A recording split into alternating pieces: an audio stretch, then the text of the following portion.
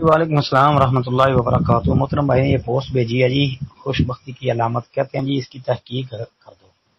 یہ جو لکھی ہے روایت اربع من السعادت المرأۃ الصالحہ والی، یہ روایت بھائی کہ چار چیزیں خوش بختی کی علامت ہے: نیک بیوی، کشادہ گھر، نیک پڑوسی، اچھی سواری۔ صحیح الجامع کا حوالہ 887، سلسلہ حدیث سیاح کا حوالہ 1498۔ بھائی یہ سلسلہ سیاح کے اندر 282 نمبر پر حدیث ہے، 282 نمبر پر یہ حدیث ہے۔ اب آیا یہ روایت کیسی ہے؟ محترم بھائی شیخ البانی رحمۃ اللہ علیہ نے اس روایت کے اوپر بڑی خوبصورت بحث کی ہے جی۔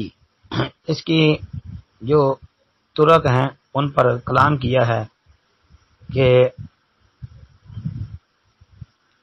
ایک سند میں محمد بن ابی حمید ہے، یہ ضعیف الحدیث ہے۔ اسی طرح ایک میں ابراہیم بن عثمان ہے، یہ ابراہیم بن عثمان ابو شیبہ ہے، کوفی راوی، اور یہ متروک الحدیث ہے۔ تو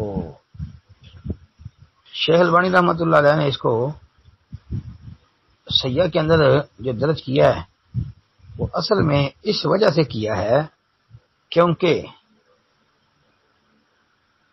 انہوں نے بنیادی طور پہ صحیح ابن حبان کی حدیث جو ہے وہ نقل کی ہے کہ ابن حبان نے اس کو تخریج کیا ہے، اور خطیب نے تاریخ میں، یعنی خطیب بغدادی نے تاریخ بغداد میں، اور شیخ البانی رحمۃ اللہ علیہ نے صحیح ابن حبان کی تعلیق میں لکھا ہے کہ سند اس کی صحیح ہے، بلکہ بخاری مسلم کی شرط پر صحیح ہے۔